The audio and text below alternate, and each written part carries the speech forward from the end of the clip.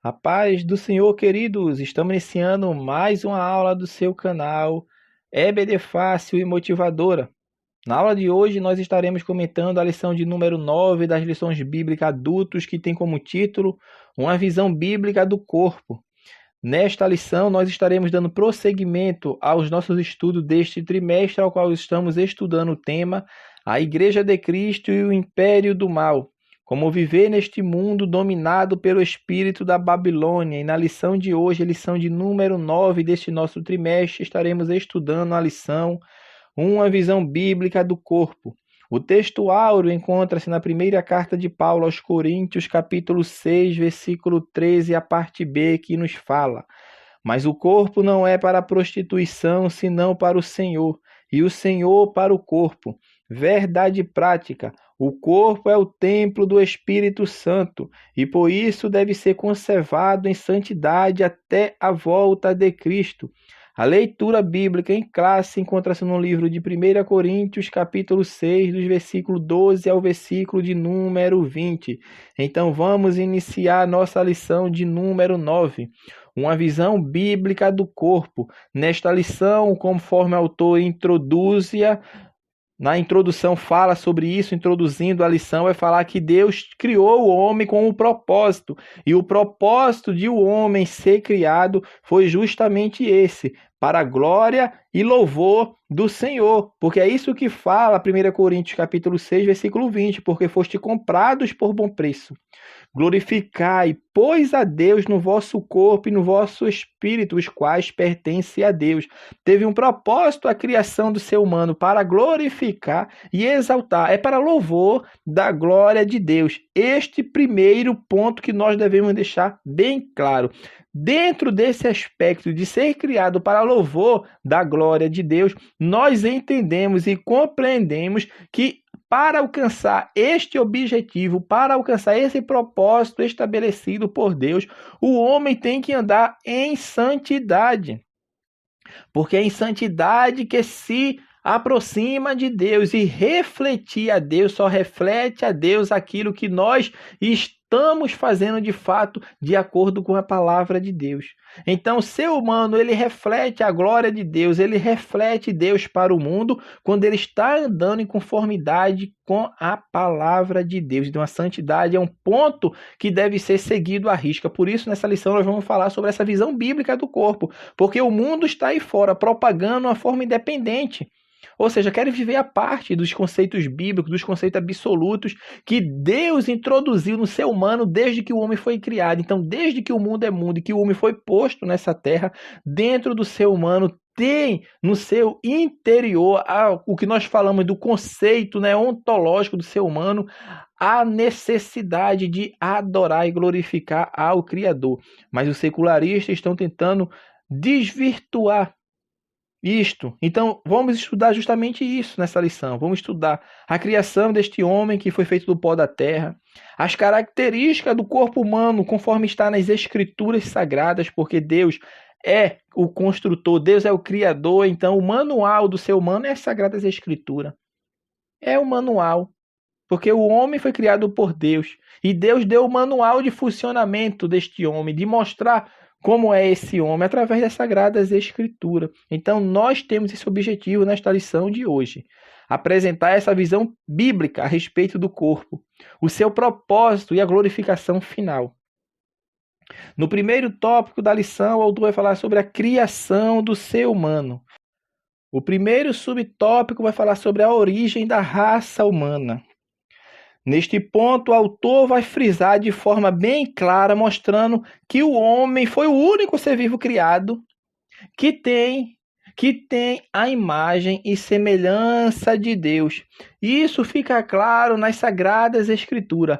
Deus faz todas as coisas, assim como os animais, mas quando vai fazer o homem, ele tem um tratar especial para com o ser humano. Ele trabalha aquela terra úmida, ele molda o homem e dá vida àquele homem, não só a alma, mas o espírito, porque o homem é feito à imagem e semelhança de Deus, e a imagem e semelhança de Deus, ele manifesta características aderentes que tinha em Deus. Ou seja, Deus tem alma? Tem. Deus tem espírito? Tem. Porque Deus é espírito, então o homem manifesta também toda essa tricotomia, o corpo, alma e espírito. Então o homem é um ser, é o único ser vivo que foi criado à imagem e semelhança de Deus. Por isso o homem é o ser espiritual.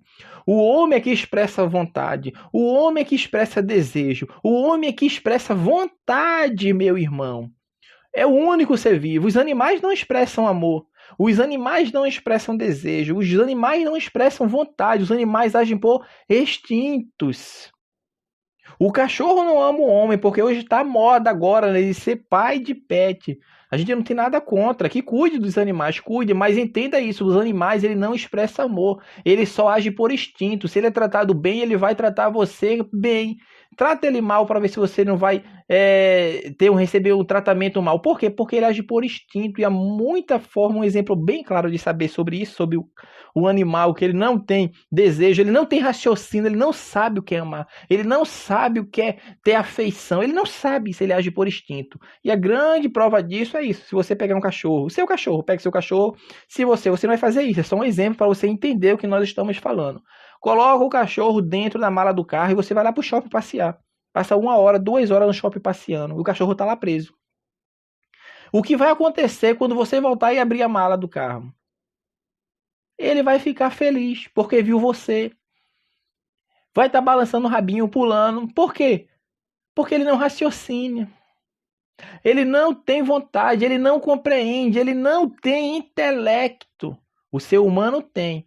Por isso a gente vê vários vídeos de coisas absurdas que acontecem, que é errado, e as pessoas têm que ser punidas pelo aquilo que faz pelos seus erros, que é abandonar cachorro, e quando abandona o cachorro sai correndo atrás do carro. Quem nunca viu um vídeo assim? E o cachorro não entende que ele foi abandonado, que ele foi largado. Agora faz isso com o ser humano. Se você é casado, pega a tua esposa, coloca dentro do porta-mala e vai lá pro shopping, passeia e depois de 1 hora vem para ver o que vai acontecer. Não vai ficar feliz. Vai ficar falando mal de você, esculhambando você. Vai sim, sabe por quê? Porque raciocina, tem intelecto, tem vontade, tem entendimento e sabe que aquilo que foi feito com ela não é condizente com a moralidade, não é condizente, não é certo. Por quê? Porque tem raciocínio. O ser humano é a imagem e semelhança de Deus. Ele expressa volição, vontade, ele expressa desejo. Então é isso que nós temos que entender neste primeiro subtópico. O ser humano, ele não é meramente um animal racional, não. Mas ele é também um ser espiritual. Nós estamos falando de tudo isso, conforme nós estamos falando que é um ser criado à imagem e semelhança de Deus, porque tem raciocínio, volição, tem vontade, expressa amor, carinho, afeto. Sim, mas também ele é um ser espiritual, porque ele é um ser tricotômico. É composto de alma, corpo e espírito. Então, isso que nós devemos entender. O homem, e outra coisa que nós devemos entender, é que Deus criou o homem pronto.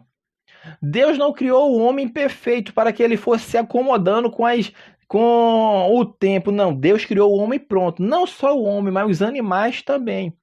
O homem e os animais, meu irmão, surgiram na Terra da mesma forma como eles são hoje. Não houve um processo evolutivo, isso é falácia. Por isso é teoria, que não se pode provar. E o que é teoria? Teoria é aquilo que não se pode provar. Está apenas no campo da especulação, do achismo. Não tem-se evidência, mas a palavra de Deus já mostra de forma clara: o homem foi feito homem. Os animais foi feito como são hoje. Não houve nada de sair de um ser unicelular para se tornar nessa complexibilidade que existe no nosso mundo. O que nós vemos ao nosso redor foi assim que foi feito no princípio e assim sempre será até a vinda de nosso Senhor Jesus Cristo. É assim, meu irmão. É muito simples de compreender a palavra de Deus. A palavra de Deus não é teoria.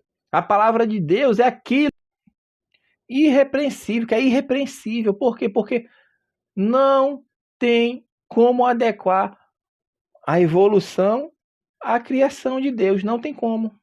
Tem até aí os teístas evolucionistas. Mas a Bíblia fala que o homem foi feito pronto. Da mesma forma a terra. Por isso tem muitas pessoas que ficam falando, mas a Terra, o petróleo é obtido de organismos de carbono, no caso que foram mortos há milhares de anos. Não teve milhares e milhares de anos. Deus criou a Terra pronta, assim como criou o homem. O homem foi criado pronto. A Terra foi criada pronta. Isso que nós devemos entender. O texto bíblico ele mostra duas narrativas a respeito da criação do homem. Se os irmãos perceberem, no capítulo 1 de Gênesis fala sobre a criação do homem, bem como o capítulo 2. De maneira nenhuma está em contradição, nem mostrando que foram criadas duas humanidades, não. De um só veio todos, conforme fala a palavra de Deus. Ou seja, o ser humano ali está mostrando dois relatos para a mesma o mesmo acontecimento, sendo que no capítulo 1, o que o autor bíblico ali está mostrando é a forma resumida da intenção de Deus de criar a sua obra-prima, que é o que os seres humanos, mostrando o propósito dele, que era governar as demais criaturas. Isso estava mostrando já no capítulo 2, o texto bíblico agora vai detalhar a criação do homem e a criação da mulher, ou seja, está expandindo, começa do geral para depois chegar no particular, ou seja, está mostrando a criação de uma forma geral, de uma forma ampla, de uma forma panorâmica, para se chegar aos detalhes da criação do homem e da criação da mulher. Então, em vista disso, Adão foi o primeiro homem criado por Deus e Eva a primeira mulher criada por Deus, formada do corpo de Adão. Então isso que deve ficar claro na nossa mente. O Senhor não fez isso com os animais, não fez, mas com os homens ele fez. Deu sopro dele. Foi outorgado o espírito no homem. E é isso que distingue nós dos animais. Os animais são alma vivente, são sim. O homem é alma vivente, recebeu uma alma sim, um animal também sim. Mas o homem recebeu um espírito que o animal não tem. O cavalo não tem. O boi não tem. Ele é alma vivente. Quando morreu, acabou-se. O homem não morreu, vai para Deus. Porque todos hão de comparecer diante de Deus. Seja para receber a sua punição eterna, seja para receber a sua salvação eterna. O que nós sabemos indubitavelmente é que todos irão comparecer diante de Deus. E as escolhas que nós fazemos nessa vida é o que vai determinar o que seremos na nossa eternidade.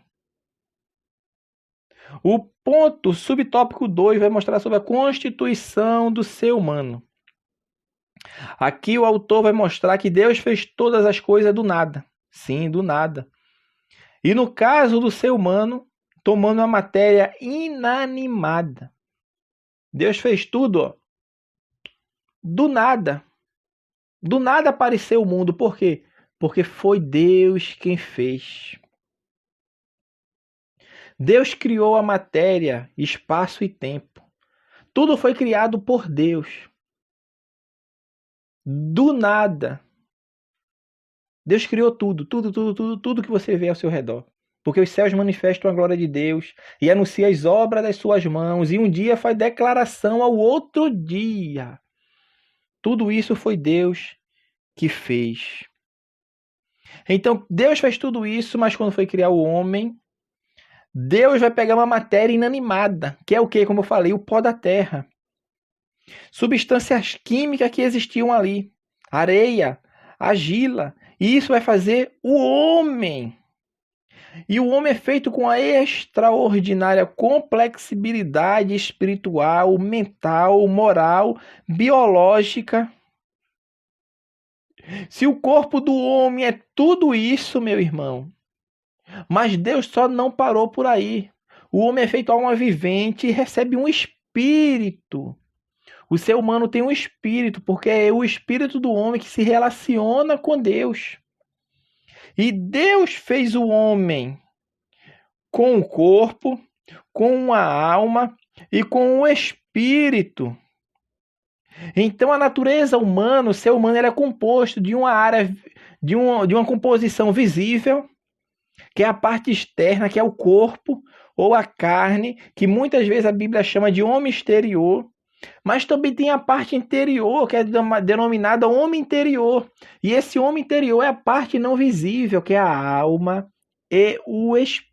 espírito. Por isso nós falamos que o homem tem uma composição tricotômica. 3 substâncias distintas: corpo, alma e espírito. Esta é a constituição do ser humano, porque a tricotomia honra as escrituras, está se harmonizando ao que está nas sagradas escrituras. É isso que a Bíblia mostra, que essa constituição humana, ela é tríplice. O espírito é o componente pelo qual o homem tem comunhão com o Espírito de Deus. A alma, ela é definida pelos aspectos da mente, das emoções e da vontade. Já o corpo é a parte que volta ao pó e que, no caso dos salvos, será transformado no dia da ressurreição. O terceiro subtópico deste primeiro tópico vai mostrar sobre queda e restauração humana. Neste ponto aqui é o que nós entendemos e que a Bíblia Sagrada nos revela, por isso nós temos esse entendimento que todas as áreas de nosso ser foram afetadas pelos pecados. O corpo foi afetado pelo pecado quando o homem caiu, sim. A alma foi afetada pelo pecado também. E também o espírito do homem. Por isso as palavras de Deus nos falam que todos pecaram e destituídos estão da glória de Deus. Então, dentro deste entendimento, o ser humano, meu irmão, ele caiu. E o homem caído, ele precisa de uma restauração. E essa restauração, ela acontece unicamente através de Jesus Cristo, porque assim como o pecado entrou no mundo por um único homem, da mesma forma o pecado vai ser perdoado, vai ser retirado por um único homem, mas ninguém seria capaz de fazer isso, porque todos pecaram e destituídos estavam da glória de Deus. Deus olha para a terra e procura um homem justo, ao qual pudesse justificar toda a humanidade, não achou, mas ele enviou o seu filho, nascido de mulher, na plenitude dos tempos, para que viesse e fizesse a obra completa de justificação, regeneração, adoção e santificação. Então, por isso, o ser humano hoje ele necessita dessa restauração. O homem só se relaciona com Deus através de Cristo, que Cristo é o elo que liga o homem a Deus. Por isso a palavra de Deus nos fala que existe um único mediador entre Deus e os homens, Jesus Cristo. Ele é a propiciação pelos nossos pecados, mas ele não é somente pelos nossos, mas ele é pelo de todo o mundo. Então nós devemos entender que, embora constituído de 3 substâncias, aquilo que afeta um elemento do ser humano afeta a pessoa inteira. O que toca numa parte afeta a totalidade. E nós temos que entender que a natureza humana, por si só, meu irmão, ela é incapaz de viver um padrão de santidade exigido por Deus. Por isso, Deus que dá o primeiro passo. Deus que dá o segundo passo. Deus que dá o terceiro passo. O ser humano não tem mérito na salvação, mérito exclusivo de Deus. Deus que efetuou a salvação para o homem. Qual a parte que o homem tem dentro da salvação? De responder ao chamado de Deus, que Deus chama. Se hoje ouvirdes a sua voz, não endureçais o vosso coração. Deus está dizendo, eu chamo. Quer, vai receber de graça. Se não quer, não tem problema. Porque é assim o evangelho. Foi assim que Jesus tratou o jovem rico. O jovem rico foi procurar Jesus e falou para Jesus, Jesus, eu já compro tudo isso. Eu já sou santo, todo mundo olha para mim e vê que eu sou um homem de Deus, que faço tudo o que está escrito nas escrituras. Mas o seu interior estava dominado pelo Deus do dinheiro, por Mamon.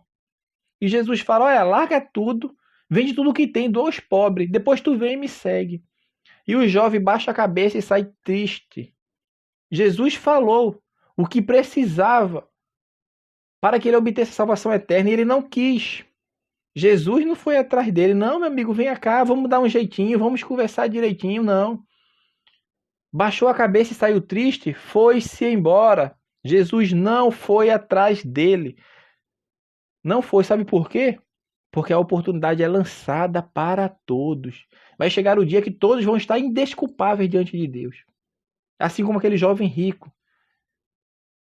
Se ele não se converteu dos seus caminhos, mas ele se afastou Então Deus chama o homem, chama. E o homem tem a possibilidade de responder sim ou de responder não e negar a salvação, não aceitar a salvação que é dada por Deus. Então, meu irmão, o homem caiu, afetou todo o seu ser, afetou.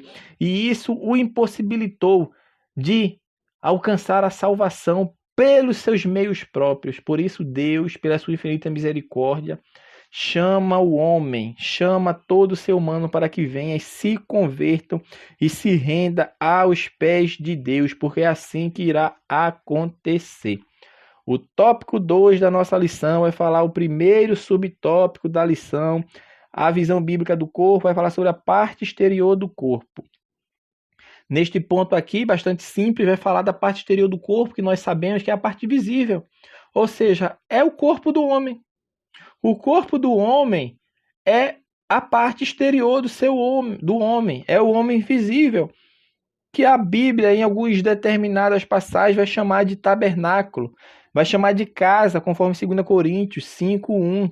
Vai chamar também de involucro, Daniel 7:15. Chama também de templo do Espírito Santo, o nosso corpo, 1 Coríntios 6:19. Esses conceitos não estão apenas, meu irmão, querendo reduzir o corpo a um simples tabernáculo. Não é isso que o texto está falando. Nem tampouco como o corpo fosse uma coisa, coisificado, né, com argumentos algum. Não é isso que a Bíblia está dizendo. Não é isso. O corpo, vale frisar isso, que não é o aprisionamento da alma. O corpo não é o aprisionamento do espírito. Não é isso. A Bíblia não fala sobre isso, meu irmão. A Bíblia fala que o corpo é o templo do Espírito Santo. O corpo do homem é para a glória de Deus, conforme está em 1 Coríntios, capítulo 6, versículo 20, como nós lemos. Deus nos criou, o nosso corpo é para o louvor da sua glória. Então, meu irmão, nós devemos entender isso. E o corpo do homem, para que os irmãos percebam isso, que é este corpo que vai ser transformado. Aquele que estiver vivo no momento que Cristo vier, vai ter esse corpo transformado. Ou seja, vai ficar ausente do pecado, vai ser a santificação futura e plena, ou seja, a glorificação. É esse mesmo corpo. Quem morreu vai receber outro corpo? Não. É o mesmo corpo transformado. Então, meu irmão, o corpo humano, ele é para a glória de Deus. Não é aprisionamento, ele não é mau. Não, o corpo humano é bom, porque foi Deus que fez. O pecado, sim, ele veio quando o homem cai e atingiu o corpo do ser humano. Por isso o homem pratica hoje as obras da carne. Faz coisas adversas em falta de reverência ao Senhor. Mas Deus criou o homem bom, o corpo do homem é bom. Só basta ele entender e compreender que ele deve ser usado para a glória de Deus. Porque o nosso corpo também é de Deus. E a Bíblia é tão clara que fala que é o templo e morada do Espírito Santo, que é o segundo tópico que ele vai falar neste tópico segundo aqui. Vai falar sobre o templo do Espírito Santo, mostrando que o nosso corpo, ele está destinado à ressurreição. É o que eu estava falando anteriormente. Destinado à ressurreição, destinado à glorificação, é o corpo do homem. Então, o corpo do ser humano, ele deve ser guardado em santificação. Por isso, Paulo, quando está escrevendo aos Tessalonicenses, ele fala que nós devemos guardar irrepreensíveis o nosso corpo, o nosso espírito e a nossa alma, ou seja, o corpo também. Porque é esse corpo transformado, ressurreto, glorioso, que irá encontrar-se com o Senhor nos ares. É o corpo do homem que é templo e morada do Espírito Santo. E dentro deste ponto de ser templo e morada do Espírito Santo, mostra como devemos ter cuidado para com o corpo. Não apenas nos abster das obras da carne, do pecado que tão de perto nos rodeia, mas devemos também cuidá-lo dele de forma que ele funcione, tenha os seus órgãos vitais funcionando de maneira equilibrada e de maneira adequada. Por isso, nós falamos e sempre frisamos que não é pecado o crente correr, não é pecado crente fazer atividade física, não é pecado o crente ir para a academia. O crente tem sim que cuidar do seu corpo, porque este corpo que nós habitamos, que é o nosso corpo que será transformado, que tem no seu interior a alma e o espírito, esse corpo transformado vai ser encontrado com Deus. E para eu fazer a obra de Deus aqui, eu preciso do quê? Do meu corpo. Se eu não tenho saúde, eu não consigo fazer a obra de Deus. Olha quantas pessoas estão lá nos hospitais, com tantos desejos na sua mente, pensando tantas coisas e não consegue fazer nada do que imagina ou do que deseja fazer. Por quê? Porque o seu corpo não permite. Está com o corpo debilitado, sem poder fazer a obra de Deus, aqueles que estão lá. E tem tantos que estão desviados, estão neste momento falando que se Deus o tirar de lá, ia fazer a obra de Deus. E hoje nós temos a nossa oportunidade de fazer a obra, porque nós temos o corpo pleno, com saúde, vigor. Então faça a obra do Senhor e faça conforme está na palavra de Deus. Você é o templo e morada do Espírito Santo. Cuide do seu corpo, porque ele é morada de Deus. E vai ser o corpo que vai ser glorificado e ressuscitado.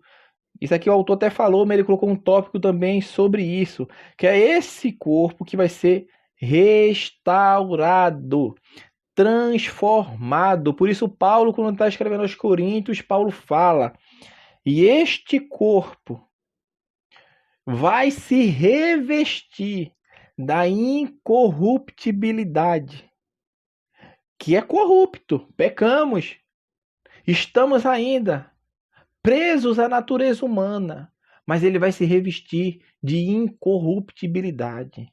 O crente morre, o ímpio morre, todos morrem, mas o corpo do crente vai ser transformado em um corpo imortal, ou seja, vai viver eternamente. Isso só vai acontecer para os crentes salvos em Cristo Jesus.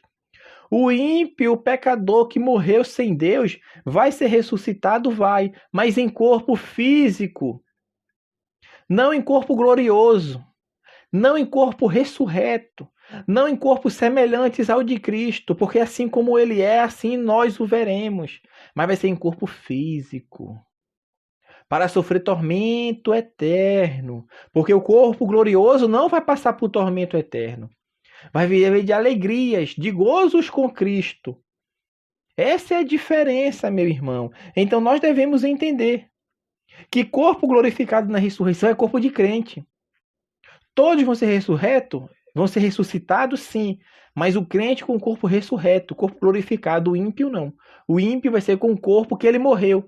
Vai ser restaurado o corpo dele como humano, carne e sangue, lançado num lago de fogo e enxofre, onde viverá o tormento eterno. Porque é assim que acontecerá.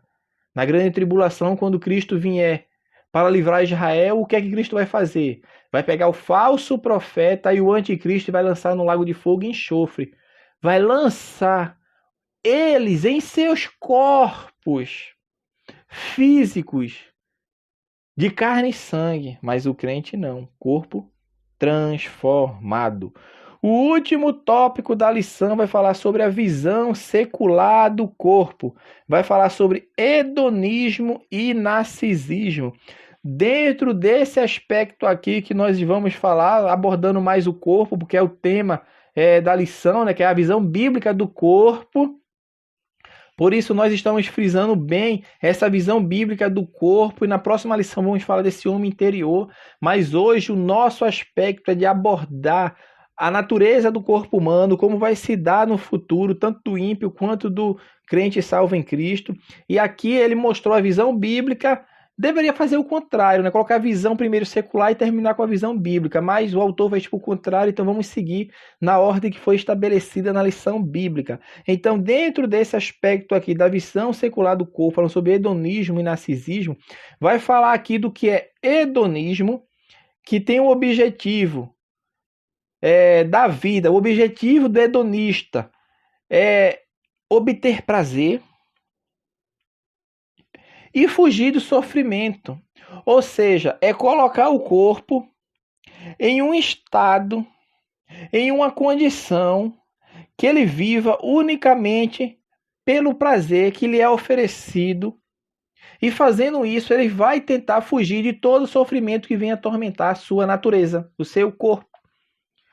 É o que nós chamamos de hedonismo. Hedonismo é o prazer a qualquer custo, através do seu corpo. E dentro desse aspecto, cabe os excessos, os prazeres que vai resultar das sensações, devem ser executados, devem ser feitos, é uma visão distorcida do corpo. Então, no hedonismo, tudo é permitido. Imoralidade, vício, traz satisfação, andar bêbado, andar se prostituindo, andar se drogando, traz satisfação para você, então viva. Porque fazendo isso você vai ter prazer e fugindo do sofrimento. Alivia seu sofrimento, hedonismo. Viva como você acha que deve viver. Pensamento hedonista. Já o narcisismo, que remete à história de Narciso, que nós já falamos em lições anteriores sobre esse personagem da mitologia grega, por isso advém esse nome narcisismo, que vem da mitologia grega, que era um jovem muito belo, que as ninfas amavam aquele jovem, queriam muitas delas se casar com ele, se juntar com ele, ele não quis. Teve inclusive uma ninfa que ele rejeitou ela e desprezou ela de tal forma, isso dentro da mitologia grega, irmão, que eu estou falando. Desprezou e rejeitou o amor dela, que ela morreu, se definhou e morreu. E o nome dessa jovem, dessa ninfa na mitologia grega era chamada de Eco, a jovem Eco. Por isso, isso é para explicar o eco. Né? Os irmãos sabem o que é eco. Né? A gente fala uma palavra em determinados lugares e acontece o eco, vai reproduzindo. Tipo, você fala eu, e o eco vai eu. Ou seja, na mitologia grega explica que essa jovem é a jovem Eco. Por isso acontece o eco. Por quê? Porque a jovem que morreu, ela ficou enclausurada dentro do nada. Perdeu a sua vida, se definhou, porque Narciso desprezou o seu amor.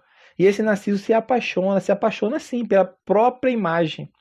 Ele vai para uma fonte d'água e o espelho da água reflete o seu rosto. E ele acha-se tão belo aquela imagem que foi projetada sem saber que era a sua própria imagem, que ele se apaixona pela sua própria imagem.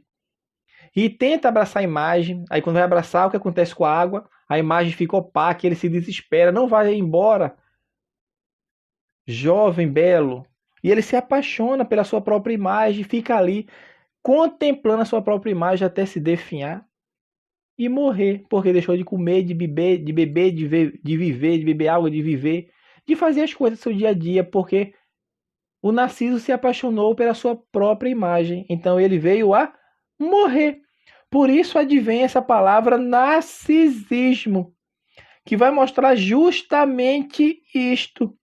É a pessoa que tem um amor excessivo por si mesmo. É a pessoa que auto-se idólatra.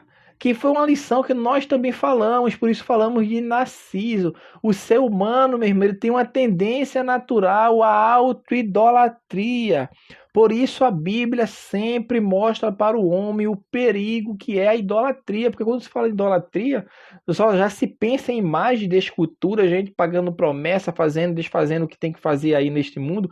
Não, não é isto que muitas vezes está acontecendo, mas a idolatria do coração, a sua auto-idolatria. Amor excessivo pela sua imagem. Está preocupado não de cuidar do seu corpo, como nós estávamos falando antes, de ir para a academia para ficar bem de saúde, não, mas para mostrar seu corpo para os outros, tanto homens quanto mulheres, ou seja, é amor excessivo pelo seu próprio corpo. Quantas pessoas narcisistas nós estamos vivendo neste presente século, meu irmão? As academias estão cheias. Mas não é de pessoas que estão fazendo apenas para ter saúde e ter uma vida saudável, não. A maioria estão ali para depois fazer de seu corpo vitrines para o mundo, mostrar a sua beleza. Por isso é da onde vem aqueles ditados que nós falamos, Deus grego, que ele está se transformando, a deusa grega, porque é a auto-idolatria, o narcisismo, que tem a única preocupação é de se exibir. Então, essa exibição é consequência desse amor excessivo que ele tem pelo seu próprio corpo. É um amor excessivo que tem que passar para os outros, essa imagem de belo, essa imagem de em forma, de ser um homem metrosexual, essas palavras que tem aí, pessoas que são amantes de si mesmo. Mas com isso, como nós falamos no início, nós não somos contra, meu irmão. Tem que zelar, tem que cuidar do corpo, tem que manter o corpo saudável. Sim, porque isso glorifica a Deus. É o corpo que é a morada do Espírito Santo. Mas contudo, meu irmão, contudo, ficar buscando felicidade através do hedonismo, através do narcisismo, que tudo isso junto vai resultar esse culto ao corpo. Isso, meu irmão, eu tenho a plena convicção de falar. Não é modelo de bem-estar. Não é modelo bíblico, nem da visão bíblica do corpo, mas apenas coisas incutidas na sociedade como modelo de bem-estar, porque as pessoas que estão abraçando essas práticas estão se afastando de Deus. A única preocupação dele, o Deus dele é ele mesmo, o seu corpo. Então, muito cuidado com isso. Muito cuidado. O segundo ponto vai falar sobre erotização e libertinagem. Vai mostrar aqui da sexualidade, que quem criou a sexualidade foi Deus. Deus criou o homem com a genitália masculina e a mulher com a genitália feminina. Só existem esses dois gêneros, são binários, homem ou mulher. Fora disso, é de procedência maligna, precisa de restauração, de se converter aos pés de Cristo, porque Deus criou a sexualidade. Então, o sexo, ele não é impuro. Ele foi feito, sim, por Deus para ser desfrutado dentro dos limites do casamento. Foi assim que Deus estabeleceu. Deus estabeleceu o homem e a mulher para desfrutar do relacionamento íntimo, porque foi Deus quem criou o sexo. Então Deus deu os limites que deve ser feito para a honra e para a glória de Deus, dentro dos limites do casamento e do uso natural do corpo. Qual é o uso natural? Homem com a mulher, mulher com o homem, ou seja, o esposo com a esposa e a esposa com o esposo. Dentro desse contexto, o mundo está erotizando e libertinando, fazendo essa libertinagem quanto à sexualidade. Por isso está sendo estimulado sexo explícito, sexo de pessoas do mesmo sexo contra a natureza, porque isso é um tratamento antinatural, conforme está preconizado na palavra de Deus. E quando se faz isso, está tentando atingir o casamento, e com isso vai banalizar o casamento, dando lugar ao divórcio. Por isso muitas pessoas hoje estão se divorciando, porque têm um entendimento deturpado e banalizado daquilo que Deus fez para com o homem. E tudo isso vai levar a essa falsa liberdade e autonomia, que é o último ponto da lição para nós encerrarmos, que vai falar do homem, a dotação que o homem tem do livre-arbítrio. O homem tem a capacidade de escolher o que fazer ou o que deixar de fazer. Isso indica o que é autonomia. Isso indica decisão. O ser humano não é um ser moral que foi criado à imagem e semelhança de Deus. Então, embora ele seja uma pessoa caída, ele tem possibilidade de fazer escolhas. E não é à toa que a Bíblia nos lança várias escolhas. Jesus fala sobre os dois caminhos. Jesus fala sobre a construção da casa. Jesus fala o caminho que deve ser seguido. Ou seja, a vida, ela é feita de escolhas. E dentro dessas escolhas está a escolha que o mundo fez de andar à parte de Deus, de usar mal a liberdade que Cristo dá. E dentro da igreja isso também acontece. Tem membros que colocam muitas vezes as suas limitações morais e alguns de seus membros, no caso acontecia em Coríntio, colocavam-se acima das limitações morais e sentia-se no direito de fazer o que quisessem com seus próprios corpos. E Paulo exorta eles sobre isso. Porque Paulo, escrevendo aos Gálatas, ele fala: porque vós, irmãos, foste chamados à liberdade. Não useis então da liberdade para dar ocasião à carne. Não faça isso, viva para Deus. A conclusão da nossa lição fala que, criado da terra à imagem e semelhança divina, o homem é constituído de três substâncias: espírito, alma e corpo. Nessa concepção, não podemos cometer pecado com o corpo sem afetar o espírito e a alma. O corpo é a morada do espírito, que não habita em santuário impuro. O corpo dos santos será glorificado na vinda de Cristo. Assim, o corpo não deve ser tratado como algo pejorativo. O princípio de cuidado e santidade do corpo deve ser observado por aqueles que pertencem a Deus. Então, assim, meus irmãos, nós estamos encerrando mais uma lição bíblica, a lição de número 9, falando sobre uma visão bíblica do corpo.